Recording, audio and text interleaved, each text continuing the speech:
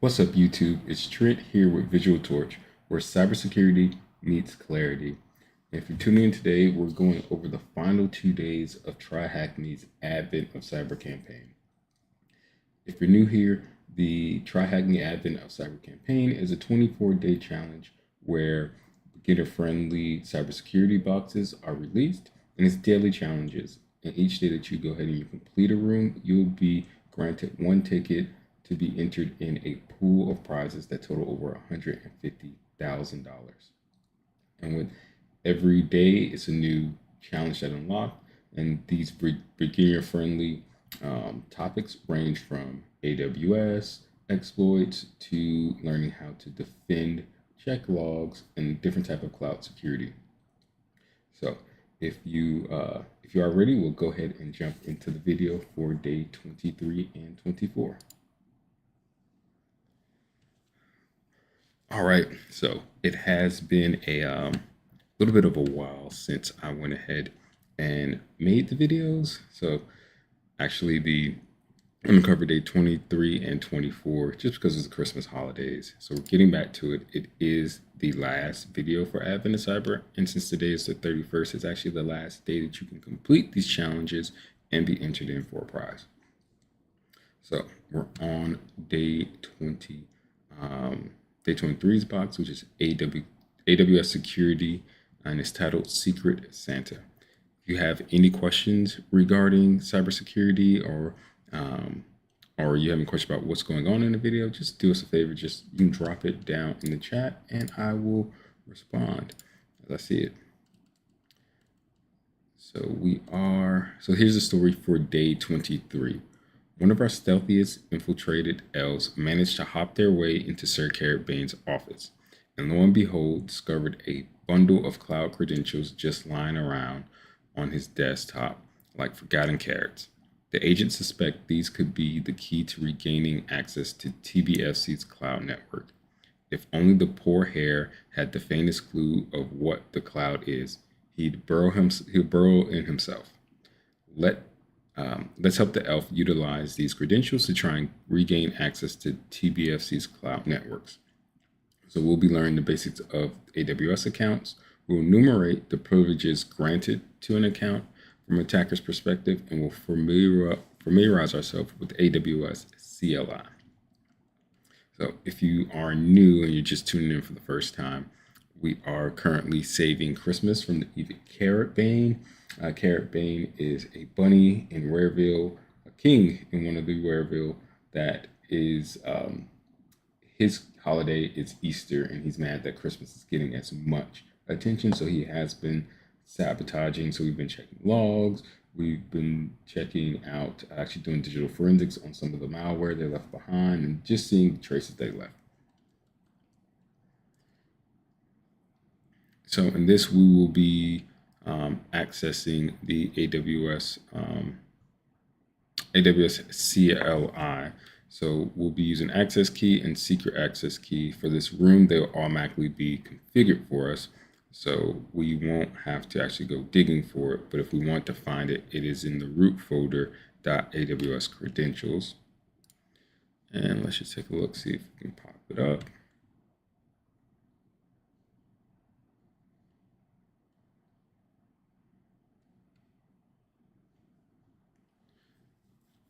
Okay. So we are going to be looking for the access key ID and the secret access key.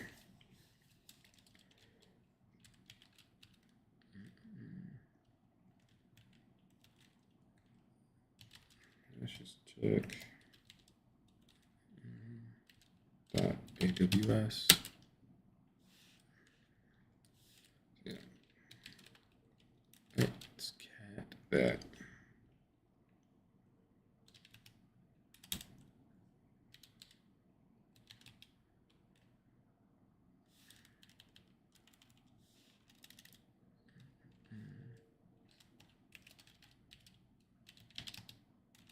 I'm not being typed.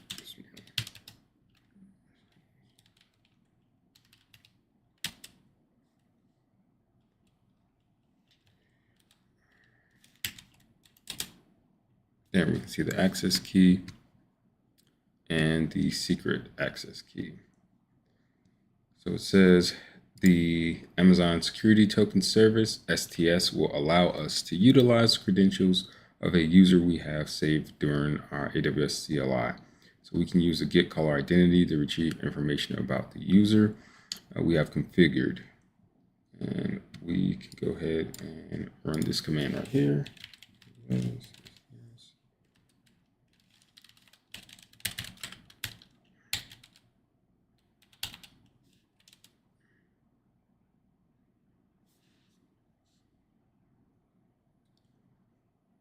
And we can see this is our user ID here with our account. And Aaron Sir.Carabane. So the credentials do work, and seeing the name, we know that it belongs to Sir Carabane.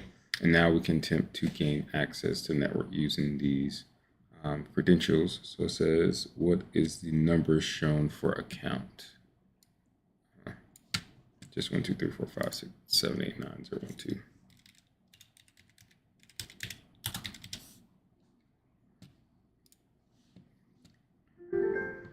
Okay, and we've done that one. So we have IAM, users, and roles. So Amazon Web Services are going to utilize something called Identity and Access Management, which is where you'll see the IAM role or service at. You'll see that name a lot. So it's going to manage the users and their accesses to their various resources. And then there's actions that can be performed against those resources. One thing you'll see about the cloud is once, like especially with Amazon and Azure, the core foundations will be there. They'll just change the name of what they are actually referring to. So you'll see resources, you'll see virtual machines, you'll see things like identity and access management. And while you may see like a blob storage in Azure, you'll see like S3 bucket in AWS. So like I said, the basic foundations are there. It's just their naming conventions and a little bit of how they use their syntax is different. So a misconfigured IAM has led to several high-profile security incidences in the past, giving attackers access to resources they're not supposed to. And companies like Toyota, Accenture, and Verizon have all been victims of such attack. So it's very important about who you're exposing your resources to and where, because you can also be exposing it to like an open internet port that you're not supposed to, and now other people may have access to potentially sensitive information if you have like storage that are storage resources that are exposed.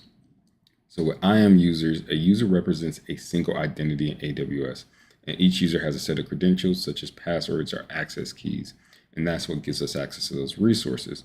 So permissions can be granted at a user level and define the level of access that user may have. So we come to groups. There are multiple users can be combined into a group. So it's just like regular Active Directory where you have user that's being put into groups, and they can be put into different groups. Maybe they're in an accounting group. Maybe they are in like domain administrator group, but not everyone will be in all the same groups. So it makes it easy for access management for multiple users. So if you're employing hundreds and thousands of people, like I said, there may be a handful of people who need access to a specific thing, and that's where your IAM groups happen. So you can actually just give permissions to the groups and to the whole group as a resource, and then add people to those groups or remove them as needed. So that way you don't have to go through those hundreds of thousands of users. So then you have IAM roles, which is a temporary identity that can be assumed by a user, as well as the services are external accounts. So think of Sir Carabane and how defending on the battlehead, he may assume the role as attacker or defender. When becoming an attacker, he will get permission to wield tiny swords, but as a defender, if he assumes that role, he will get permission to carry a shield and defend. Thank you so much. I got the setup going, and it's just it's been a game changer for me, so I really like it. But thank you so much. I'm enjoying. I love that you guys are digging the setup. We have IAM policies, which Access is provided to a user, group, or role is controlled through IAM policies. So it's just a JSON document that will define what what they're able to do, which is an action, which resources they can connect to, under what conditions, and for whom. So what principal are they? So if we look here, this is a policy, and it's allowing specific users for read access. So as it does that, it is saying what resource it is able to use, the actual action, which is a get object in S3. So, and it uses under Alice. Oh, here, the principal, it'll do that under Alice. So it says what IAM component is used to describe the permissions to be assigned to a user or group, and that would be a policy.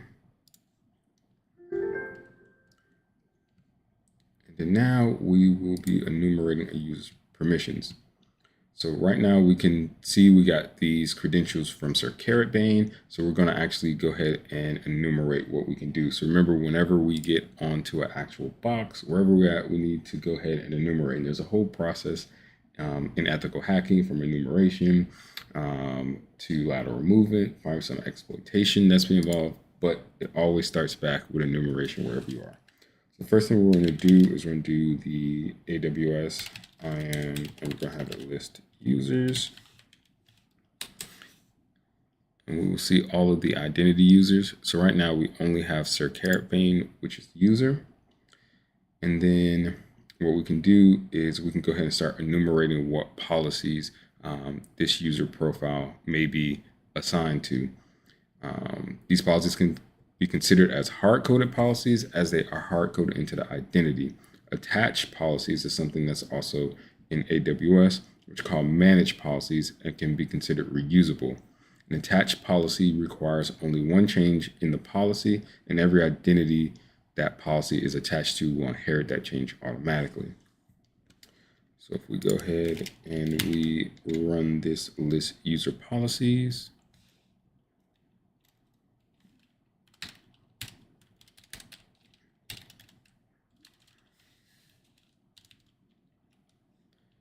username,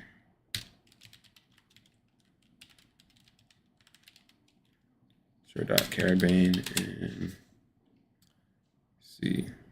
So it has a Sir Carrotbane policy. So then we are going to try and it's attached. So it's an inline policy. So now we'll have to see if there's any attached policies. So we'll just tab back up here, and we'll say list attached user policies. And there are no attached policies for this user. So while we know we have a Sir Carrotbane policy, we can also just check for any groups that they are in. So we can go back up here. Tabbing up saves so much time. And autocomplete, if this was able to autocomplete, would be, well, tab to complete would be amazing. Groups for user.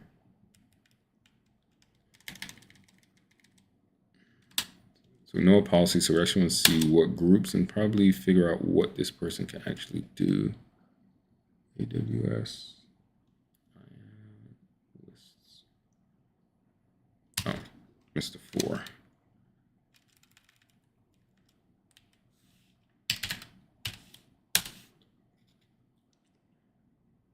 So it's not a part of any groups.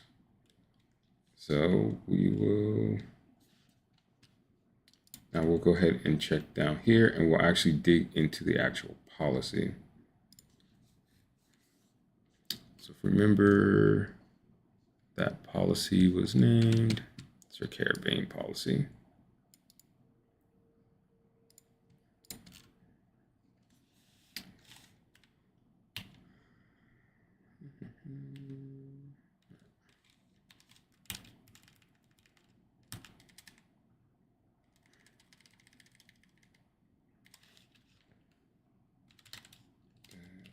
User policy.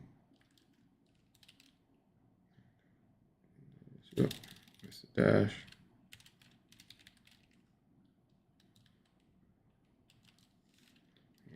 the policy name.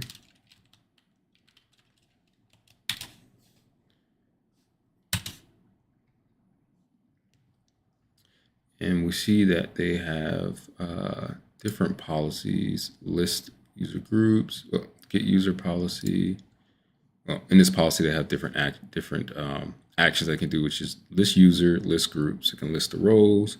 It can list any attached user policies, any attached group policies, role policies, and then it can actually do things such as get a user policy, get a user. So it looks like a lot of enumeration can be done from this. And then let's go down. Oh, it does go down.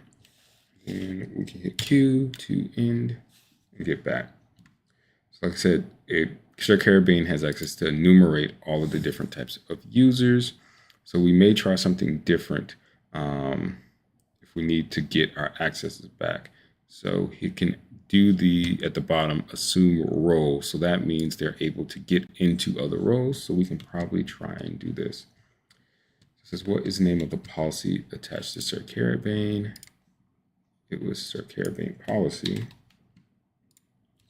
Go ahead and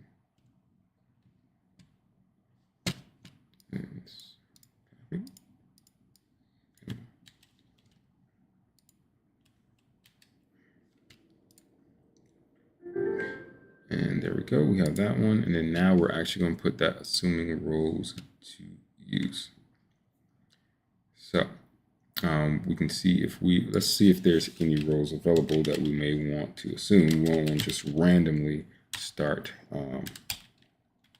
assigning him to roles and not knowing exactly where we're trying to go.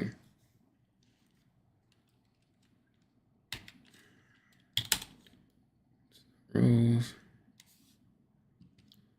So there is a role of a bucket master. So if we know about AWS, buckets or S3 buckets are where the storage contains at. So that may be something that is definitely a place of interest that you would want to get into. So we need to actually find out what this policy does. Q out of here.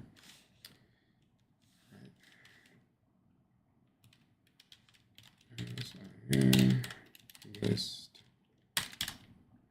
role policies.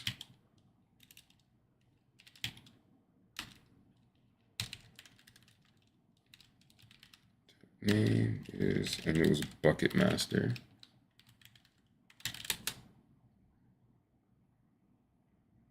So this is a bucket master policy.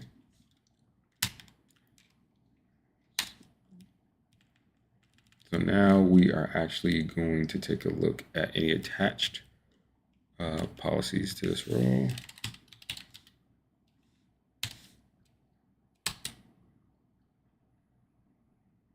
And there are no attached policies, so we only have that inline one that's assigned. So we are going to see which permissions are actually in there. So let's just get role policies out of that.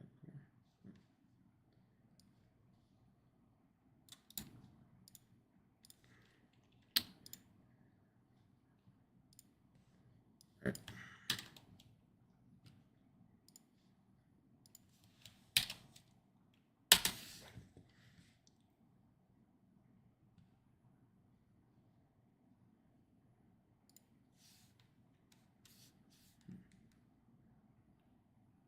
Let's see why that didn't work. AWS policy.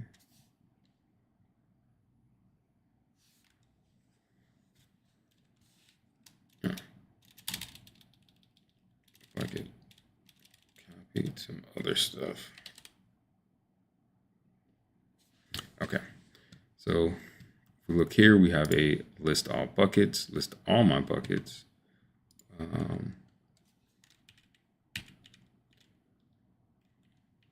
More list buckets, we have a get object. So you can list all buckets, you can list a specific bucket, or you can get an object. So this may be exactly what we're looking for. We can go ahead and try and assume privileges of the bucket master role. So if we do this command right here, this is what we're going to run. But it says this command will ask STS, the service in charge of AWS security tokens, to generate a temporary set of credentials to assume the bucket master role. So they'll be referenced by the session name TBFC, and we can set it if we run this command here. So let's do this.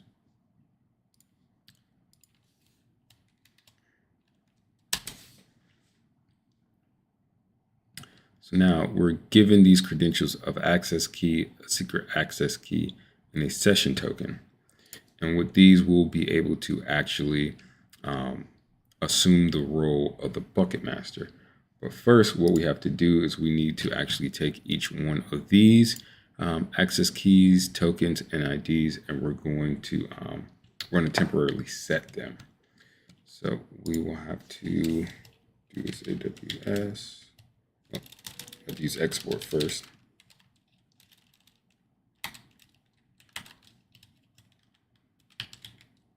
This is the access key ID. Make that equal.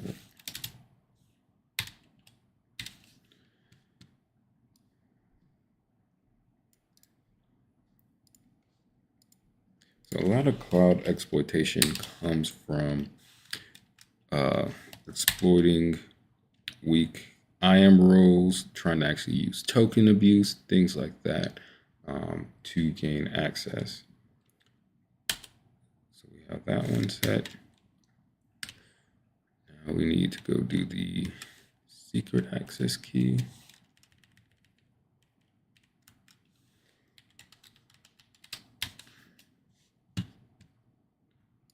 Be this one.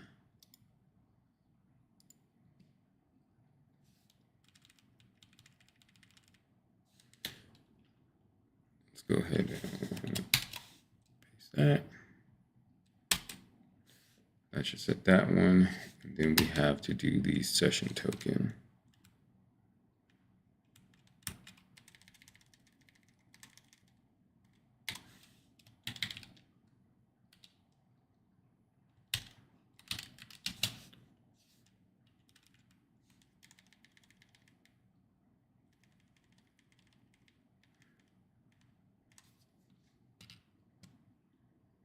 And here we go. Grab this.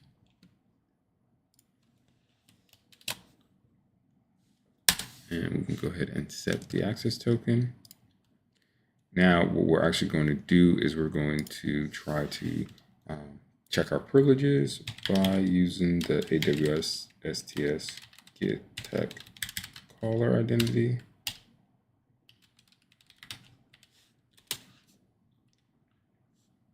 And now we can see that we assumed the role of bucket master for this TBFC. So it says, apart from get object and list bucket, what are the other actions that can be taken for assuming the bucket master role? So if we went back up here to their roles, it was a list all buckets.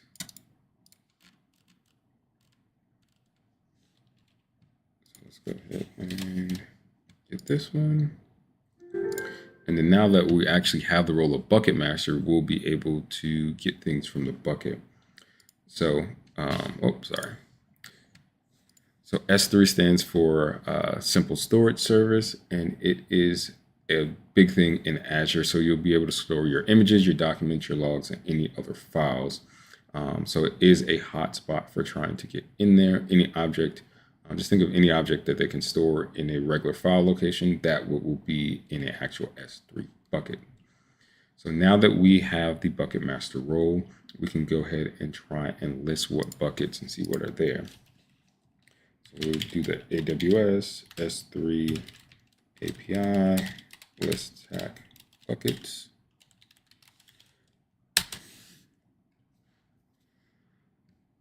So we have a secrets, a bunny website buckets, and it's owned by web file.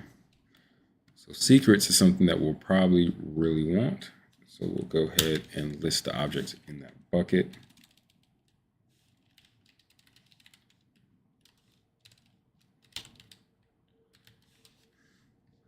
And that will be this one right here.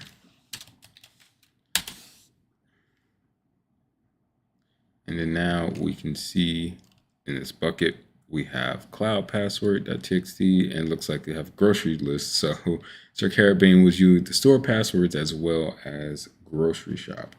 So once we actually can see what's in the buckets, we can grab that file, which that cloud password seems to be useful.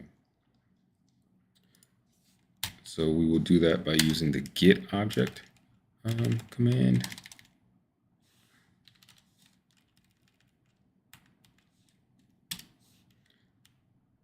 And we'll say tap key. We'll say, is this cloud passwords.txt?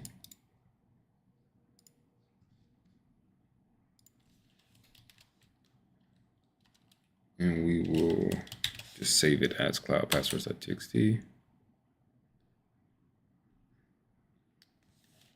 So looks like it did transfer. So if I ls, we should see it in here. So let's take a look at what is actually in these cloud passwords. And more like Sir Carabane is.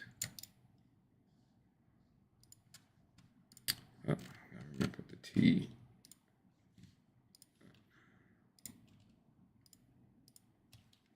All right. So it looks like we are finished with day 23, and we'll be going on to day 24. If you are now tuning in, we have been going through the day Advent of Cyber campaign, which is every day you'll get one of these tickets when you complete a room, and that will put you in a drawing for a pool prize of over $150,000. So we can go on and actually finish this out and save Christmas. Let me just go back. Just want to go back to Wareville. Okay. Start a streak. How long can keep it still sharp? All right. We will now finish up the last one and get Wareville back in time for Christmas. Oh, so here we are on the last day where we'll be doing exploitation with curl, Hopper exploitation. So I will just go ahead and fire up these machines really quickly while we read that. So TryHackMe Advent of Cyber is a great way to learn very basic and beginner friendly avenues of cyber from, like we just did, S3 buckets. There was some Azure that was involved. We also had cloud security going on. We did digital forensics and a lot of exploitation. Learned about Nmap and various things like that. So here's a story. So according to Blue Team Intel, the wormhole is held open by a control panel on the Evil Bunny's website. So the team must shut it down and to cut off any reinforcements before facing King Malhair. However, the terminal is bare, so we can't actually get to it. There won't be any burp sweep, no browser, just a command prompt. So we're going to actually be using curl command to speak HTTP directly. So we'll be sending requests, reading responses, and endpoints. So you saw we didn't really use curl a bit. We were using burp sweep and things like that for our web exploitation. So this will help us understand what HTTPS requests and responses are at a high level. We'll be doing basic curl commands using get and reviewing raw terminals. We'll send post requests with curl to submit data to endpoints, and we'll be working with cookies and sessions in the curl to maintain login state. So we'll go ahead and say we started our box, and we'll get into the web hacking with curl. So while our websites are using HTTP for us to be able to talk to it, browse to it, things like that, we can send actual requests from the command line, and that's actually how the your website is using a bunch of requests, and then it gets a response back. So even when you click on a button, that button on that website is doing a request, and then it's giving a response. If you're sending credentials or anything, type into a web like a web form, those are the things that happen. So curl is a command line request for us to be able to craft HTTP requests and viewing raw responses. So our box is going to be this 81.164.244 number. So we can just do a simple curl on that.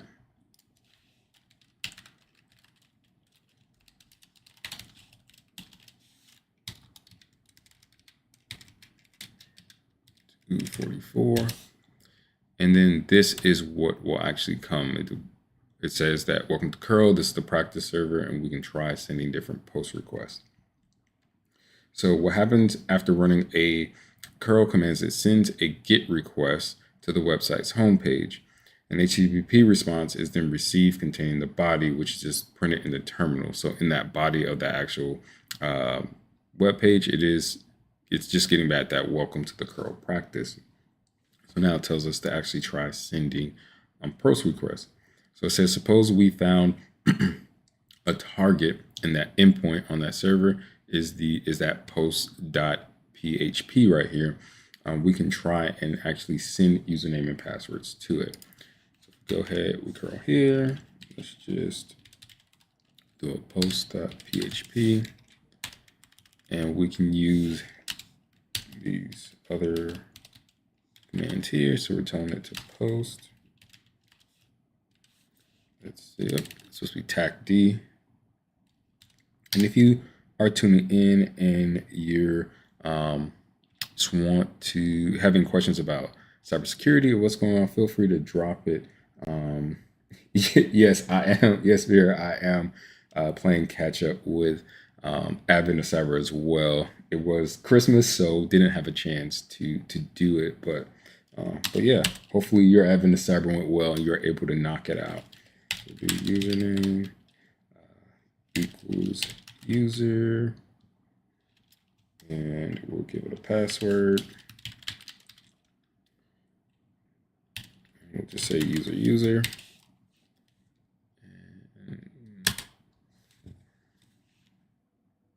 And you should have got Advent. Let's see, curl post T username user.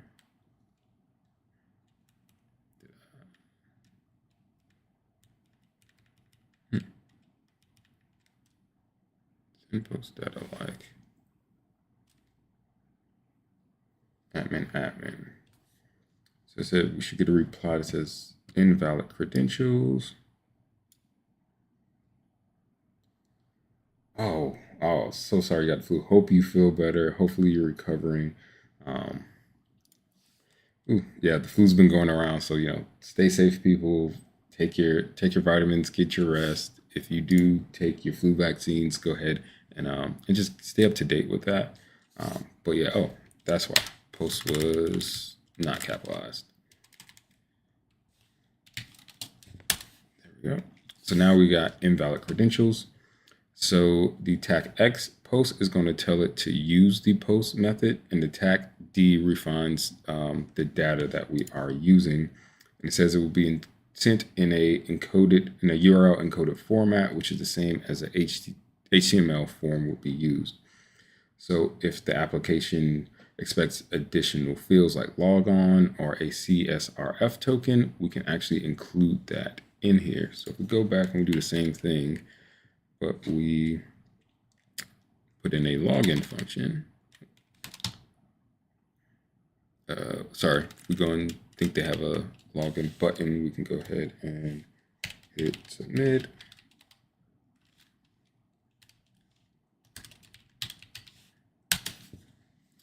And still tell us invalid credentials. So if we actually want to view what the server returns, we can use the TAC-I flag. So go back up here and we just put it before the post request. And then this is what you'll actually get in the response. This is what you'll see. This is what we were seeing in Burp Suite when we were sending those response. We'll see that there was a OK response sent back. It told it what server. So what this is basically teaching us is how to live off the LAN. Sometimes you get onto a box, you may not be able to interact with a server with your normal web browser and things like that, but you could get something like a curl command. You can see what's actually on the box and utilize those tools. So while I have always been a big fan of GUIs with Windows and stuff going on, it really teaches you how to use the terminal and really just get versed into your skills. So it says if the site responds with a set cookie header, that's a good sign, meaning that we successfully logged in or at least triggered a session. So, oh yeah, that was that flag. So now we'll be talking about using cookies. So if we're able to successfully log in, we'll be able to save those cookies that we get from the application, and we'll be able to use those whenever we make other requests. So the first way to save the cookies is, let's just go back up here and let's clear this out. So we are going to use the tag C command, which will write any cookies we received, and we'll name it cookies.txt. And they want us to try the admin username and admin password. Username.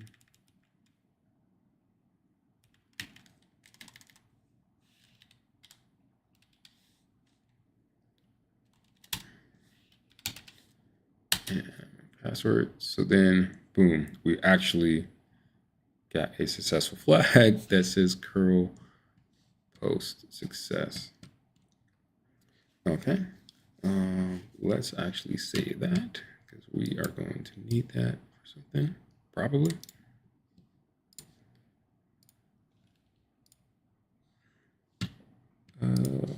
Let's see if there is a flag here. So username, password, what was the flag received? So we'll say it was this one. Just drop down here. Oh, day 20, you're almost there. So it's a lot of fun. Thank you, because I did day 20. So hopefully, yeah, you can knock it out, get some awesome prizes. There is a flipper involved in there, so that looks cool. There's some tickets to DEF CON, I believe they're giving out, and then a bunch of merch. So we got that one. So we'll go back up to where we were with the cookies.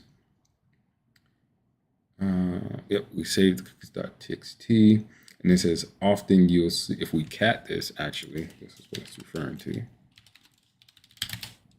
we will see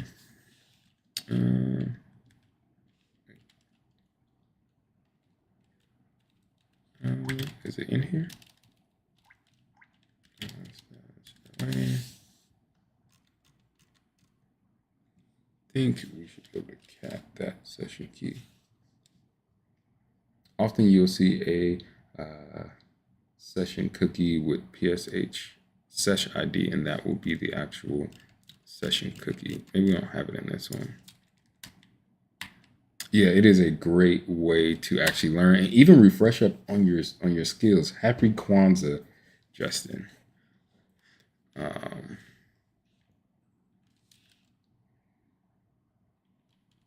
So then we could reuse our saved cookies if we use curl tag b, say cookies.php.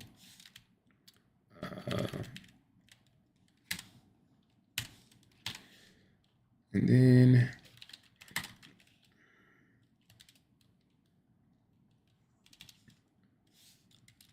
.81.164.244, and we'll do session.php. It says, please log in first by posting to this page. So we weren't able to actually use those. It says automated login and performing brute force. So if we were able to find things like a password, we can actually send those. So if you remember with Burp Suite, when we found a login, we found cookies. We had generated all those cookies, and we went ahead and we ran that attacker module in there, and it went ahead and it was going and actually trying each request. So you can actually do that with curl. So we will create a password file. It's called password.txt. Let's hit Pluma. And the good thing about it is, like, you get to use tools that you may not have necessarily used before. So like, I've never used Pluma until now, and Pluma is pretty cool. So I will definitely add that to my arsenal. And I like how you can get it to, if you hit view, you can change the syntax, and it's cool. So it actually looks like you're writing in whatever program language, just in a text file. So we'll go ahead and create these.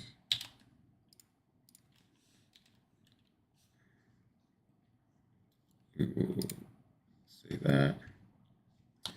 And then it says we are going to create a simple bash loop called loop.sh against the brute force.php.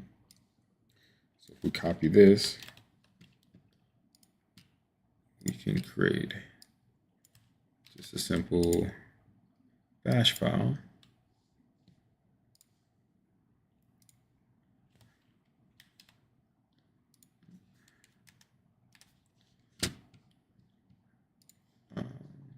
Save as and set name it loop.sh. And we will save this. So let's get out of here. Once we create files like this, we will actually need to make them executable. So if we look at this loop.sh, there is no X in the executable function. So we can actually do that by modifying, which is a chmod plus X, chmod plus X. And that will turn it into a executable. Oh, did that put the, okay, yeah. Make sure that is in there. And then basically what this is going to do is it's a for loop. So it is going into, it's going to read the passwords.txt, and then it is going to echo, it's going to write trying, and it says .pass. So for every line that's in here, it's taking from line 1, which is admin, and it's going to make that this pass variable. And then what it's going to try and do is it's going to try and send that username admin with that password. And then once we know that we're able to log in, it'll tell us that it found a password. So it's going to run that until it finds the actual password. So if we do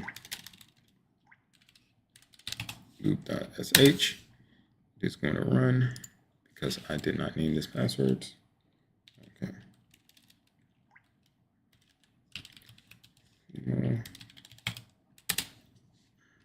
Misstacks. So actually, let me just loop. That'll be actually easier. All right. Just make sure that your syntax is correct. And then, but we ball. Yes, but we ball. We definitely ball. But it's a good learning idea. Coming from a developer background. Oh yes, that is actual great place to come from as a developer. You, especially going through code, right? Probably writing your own scripts like these definitely help, or just breaking down to see exactly what a system does or a script does. So we see we ran loop.sh, and it went ahead and it tried the admin, the password to let me in, and was able to work at the secret pass. So, and then we can bypass what's called user agent checks. So some applications block curl by checking the user agent header. So for example, when we send our curl command, the user agent will say like curl, and then it'll tell what version of curl it is. But we can actually go ahead and give it a specific the user agent we want to create with using the attack A flag. So do curl.attack A. And We name this internal computer. Going forward slash 10.192.4.244/UA underscore check PHP. And if I hit my tab right, it would work. All right. Let's see if that worked. Nope, it didn't because I missed the 4. So yeah, so with that, we're able to get into the actual internal computer. Because if we just try to do a regular curl, it will tell us that we won't be able to get in. So we tack this, and we just get rid of that part. It says block. Internal computer agents are only allowed. So that's why we're able to get in there. And then it says bonus mission only applies to the final question. The instructions in this section do not apply to regular questions, so we can skip this. So this is probably for the side quest. If we were to use, it says in the final battle has begun, the wormhole must be closed to stop enemy reinforcement. And we want to close their web panel. So we must identify endpoints and authenticate to obtain the operator token and close the application. Sorry, the operation. So the hint is to use rocku.txt when brute forcing for the password, and this is only for the bonus mission. So the bonus missions allow you to get into the side quests, which are a lot harder. And if you check, you'll receive, your 24 tickets, but there are a bunch of tickets that will be missing. Those tickets actually come from the side quest, and we're not able to show you the side quest or do any of the work recorded until after today, the 31st. So if you're watching this after the 31st, this does not apply, but on the 31st, it does apply. So rocku.txt is a master list of passwords that have been gathered throughout breaches, but there was a lot of common passwords like your password 123 and maybe people's name, but we do use those, especially in capture the flag competitions. Maybe a password comes out of there, and you're able to use that in your brute force attacking. So they want us to make a request to the cookie.php using the endpoint, username, admin, and password, and then save the cookie. So if we go back up here to where we were with our cookies, we will write another cookie. It is admin, but they want to use it at the cookie.php.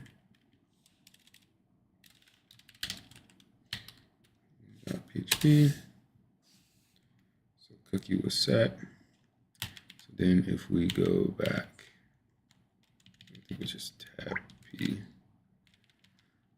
And we'll do this cookie.php. And now we have the flag session cookie master.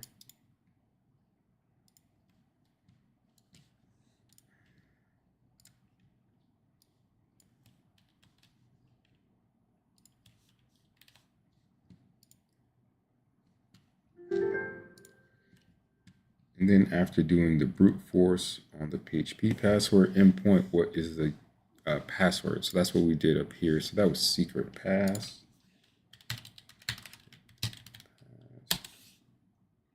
And it says make a request to the user agent, to agent.php with the TBFC, and we will get our final flag.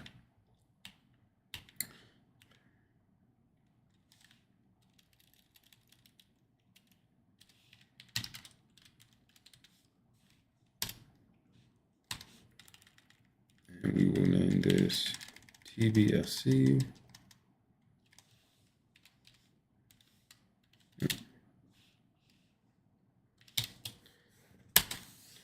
And now we will get our final flag for the 24 days, which is this one. And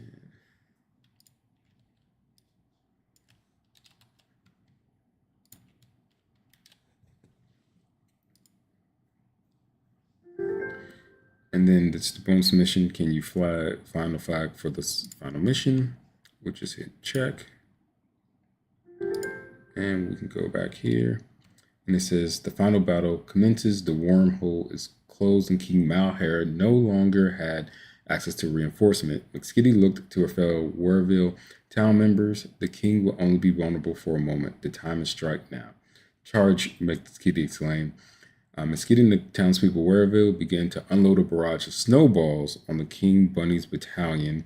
They quickly returned fire with egg projectiles. The skyline became a blur with snowball and eggs, and McSkitty used this moment of chaos to sneak into the King's throne room. Just as McSkitty was about to gain entry, a voice stopped her. "Not so fast," giggled Sir Carrotbane. He slowly approached McSkitty, who suddenly felt underprepared. Just when she thought she was out of her luck, Sir Breechblocker III stepped in front of her. "Go," simply he said. What are you doing?" Sir Carrotbane stuttered. "What I should have done a long time ago." "What's right?" Sir Carrotbreacher III slammed his shield into the snow and drew his sword. "Go," he shouted, turning to McSkitty. In the end of the road, McSkitty seized the moment and ran into the king's throne room, where she found King Malheur throwing a tantrum. "Where are my reinforcements?" "They're not coming," Malheur, McSkitty affirmed. "It's over. Wareville's ours. Now let's see how you like being held captive." Now, as she shouted to Wareville town members, sprang a cage on the king. "It was over. Thanks to a large part to your efforts, McSkitty has been freed and King Malheur has been stopped. Wareville was safe once again. The king was dethroned and sent to Hopsec prison along with his co-conspirator, Sir Carrotbane. Sir Breechblocker III was pardoned for his part in stopping the king's tyrannical plan and later becoming King Breechblocker. Congratulations on finishing Advent of Cyber and saving the day. From all of us at TryHackMe, have a Merry Sockmas and a Happy New Year. So, with that, the story is completed. We saved Wareville, and we got our 24th ticket. So hopefully that will enter us in to win some of these cool prizes. If you did like the video, do us a favor, like, subscribe, and follow. Hit that notification bell. I'm Trent with Visual Torch, where cybersecurity meet clarity. We go over various different cybersecurity topics and news that's going on, teach you how to secure yourself. If you would like any videos on anything cybersecurity related, just let me know. I'll be more than happy to create them for you. So if you want to see which prizes we are available to us, we can go back up here, and it should be a list of prizes at the top. I think view prizes was right here. So yeah, they have things from iPhone 17s available. They have MacBooks, different type of monitors. So it's just a great way. And then hacker tools, which is something a lot of people want. Flipper Zeros, they are a phenomenal tool. You can load them on. You can do different things as far as using near field communication. It's various really, really cool tool to use. But with any of these hacker tools, just use them with permissions and use them responsibly. Don't use them for anything nefarious. Raspberry Pis are actually very cool. I've seen people create some wonderful things. You just program the board. Someone even create like a smart mirror out of it, just using that module. And then they have their career boost, where they're allowing people to go take their certifications. Portswigger, they have a 6-month subscription for Burp Suite. And then DEF CON, which is a big cybersecurity hacking conference in August, known as part of Hackers Boot Camp. So you have in Vegas in August, you'll have Black Hat USA, which will happen. And there's a bunch of different training there. And then there is a 2-day training, which is DEF CON, and that's where it's more hacker focused. The different villages that's there: Blue Team Village, Red Team Village, Cloud. You can even do like lock picking villages.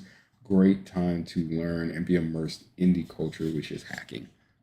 So that said, this is it for the video. I do want to thank you all for tuning in on all of these videos as we went through this whole month doing Advent of Cyber. If you learned something, hope you learned something. If you're still going through, trying to catch up, go ahead and knock it out. It's a fun time. Take notes, learn a lot, and TryHackMe is a great platform to expand your cybersecurity skills. That said, have a great day.